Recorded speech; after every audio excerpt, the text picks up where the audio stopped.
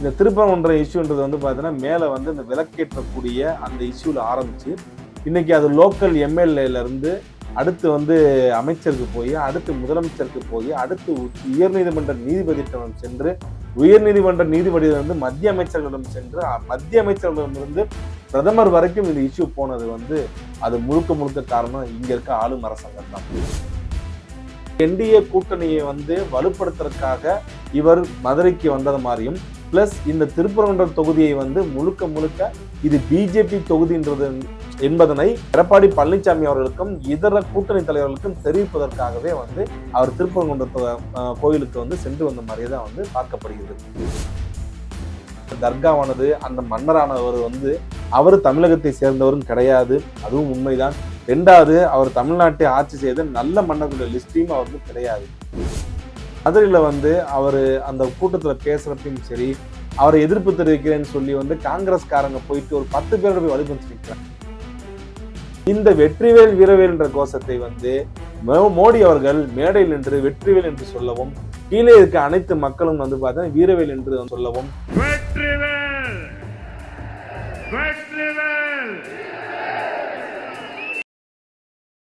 அனைவருக்கும் வணக்கம். நேற்றைய தினம் மதுரையில வந்து மிகவும் பரபரப்பாக ஈரான் அமெரிக்கா போர் நடந்தாலும் மதுரையில மட்டும் வந்து பார்த்தீங்கன்னா மிகப்பெரிய பரபரப்போட இருந்துச்சு. காரணம், இந்திய பிரதமர் வந்து மதுரைக்கு வருகை புரிந்தார். அது மட்டும் இல்லாம அவர் வழக்கமா வந்து நிறைய வாட்டி தமிழ்நாட்டுக்கு வந்திருக்காங்க. இந்த வாட்டி ஏன் வந்து அது மிகவும் பரபரப்பாக பார்க்கப்பட்டுச்சுன்னா, அவர் நேராக திருப்பரங்குன்றம் கோயிலுக்கு சென்று முருகனை வந்து வழிபட்டதுதான் அனைத்து ஊடகங்களையும் வந்து பார்த்தீங்கன்னா அதிகமாக பேசப்பட்டது. கிட்டத்தட்ட வந்து 2000க்கு மேற்பட்ட போலீசார்கள் திருப்பரங்குன்றம் மலையை சுற்றி பாதுகாப்பு வளையத்தோட பிரதமர் மோடி அவர்கள் நேராக சாஷ்டாங்கமாக முருகனை வந்து கீழே விழுந்து வணங்கி எந்திரிச்சு முருகனிடம் வந்து பார்த்தோன்னா பக்தியை பெற்று நான் வந்தேன் அப்படின்னு சொல்லி மதுரை கூட்டத்தில் வந்து அவர் பேசினாப்ல.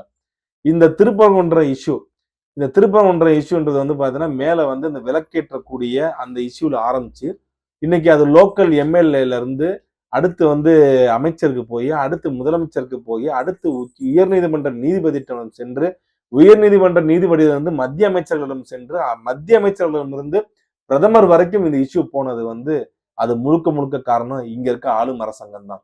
ஆரம்ப காலகட்டத்திலேயே வந்து அந்த விளக்கில் வந்து தூணில் வந்து விளக்கேற்றி இருந்தால் இன்றைக்கு இந்த விஷயத்தை வந்து பாத்தீங்கன்னா வந்து இவ்வளவு தூரம் பெரிய இஷ்யூவாகவே போயிருக்காது. கிட்டத்தட்ட அந்த உயர்நீதிமன்ற நீதிபதியும் வந்து அதை கண்டிச்சிருக்கிறதுக்குண்டான வாய்ப்பும் கிடைச்சிருக்காது. அதை வந்து பார்த்தோன்னா மிகவும் மத ரீதியா கொண்டு போக பார்த்தாங்க. அது மட்டும் இல்லாம மேல இருக்கக்கூடிய வந்து அங்க அவங்க சொல்லக்கூடிய அந்த தர்காவானது அந்த மன்னரானவர் வந்து அவர் தமிழகத்தை சேர்ந்தவரும் கிடையாது, அதுவும் உண்மைதான். ரெண்டாவது, அவர் தமிழ்நாட்டை ஆட்சி செய்த நல்ல மன்னர்களுடைய லிஸ்ட்லயும் அவர் வந்து கிடையாது. ஸோ அதுதான் வந்து யதார்த்தமான உண்மை. பட் ஆனா வந்து அதை ஒரு பக்கம் வந்து ஒரு கம்யூனிட்டி ரீதியாக எடுத்து ஒரு ரிலிஜன் வைஸ் எடுத்து இந்த சைடு வந்து பாத்தீங்கன்னா எடுத்து கொண்டு போயிட்டாங்க. நேற்று அவர் வணங்கி திருப்பரங்குன்றத்தை வணங்கி சென்றதை பார்த்தால் திருப்பரங்குன்றம் தொகுதியானது பிஜேபி டிக் பண்ண தொகுதியாக தான் வந்து அதை இன்றைக்கு இருக்கிற பிஜேபி அனைவருமே பாக்குறாங்க. அப்ப அந்த தொகுதி வந்து இது என்டிஏ அலைன்ஸ்ல அது வந்து பிஜேபிக்கு ஒதுக்கப்படுமானால் அப்படின்னா அதுக்குண்டான வாய்ப்புகள் வந்து அதிகமாகவே தான் வந்து பார்க்கப்படுகிறது. ஏன்னா அது பக்தி ஒரு பக்கம் இருந்தாலும் அது பக்தியோட சேர்ந்த வந்து பார்த்தோன்னா வந்து சில விஷயங்கள் நம்ம உற்று நோக்க தான் பார்க்க முடியும். நம்ம இதை வந்து அரசியல் தனியாக பக்தி தனியாக நம்ம பிரிச்சு பார்க்க முடியாது. அது மட்டும் இல்லாம மதுரையில வந்து அவரு அந்த கூட்டத்துல பேசுறப்பையும் சரி, அவரை எதிர்ப்பு தெரிவிக்கிறேன்னு சொல்லி வந்து காங்கிரஸ்காரங்க போயிட்டு ஒரு 10 பேரோட போய் வழிபறிச்சு நிற்கிறாங்க. இது என்னமோ வந்து காங்கிரஸ் கட்சியை என்ன சொல்றது கேவலப்படுத்துறதுக்காகவே வந்து ஒரு 10-15 பேர் சேர்ந்து பண்ண மாதிரியே இருக்கு.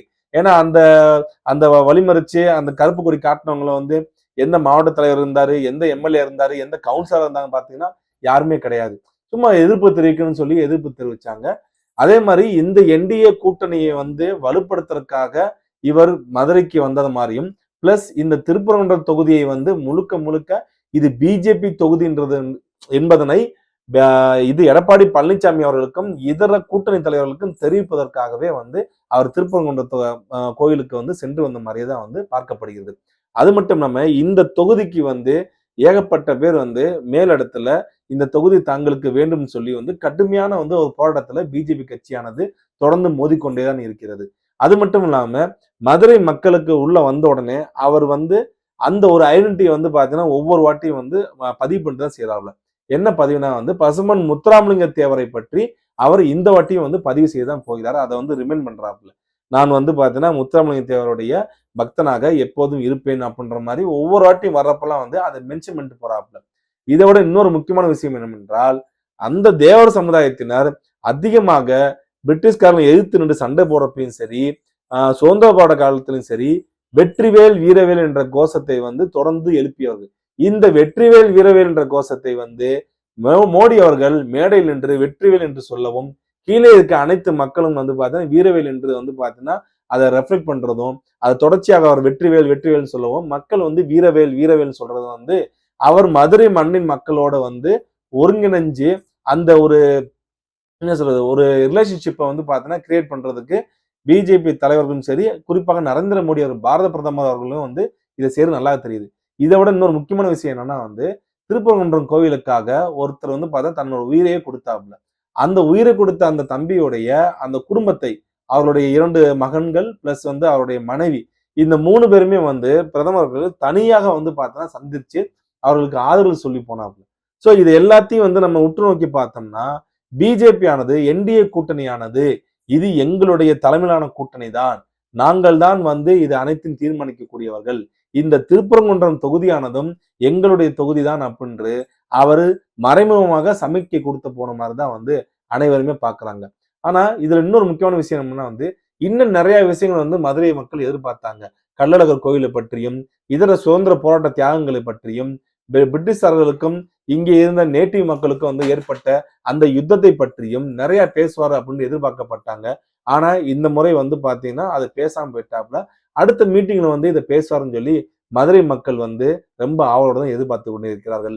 அரசியல் சூழலானது நெருங்க நெருங்க நெருங்க அடுத்து இன்னும் ஒரு வாரத்திலேயோ 10 நாளையோ வந்து தேர்தல் தேதி அறிவிக்க போறாங்க. இதன் பின்பு வந்து பிரச்சாரம், போஸ்டர், கோஷங்கள், வாக்குறுதிகள் அப்படின்னு சொல்லி தொடர்ச்சியாக இந்த தமிழ்நாடானது முழுக்க முழுக்க ஜனநாயக திருவிழாவை எதிர்நோக்கி கொண்டிருக்கிறார்கள். நன்றி, வணக்கம்.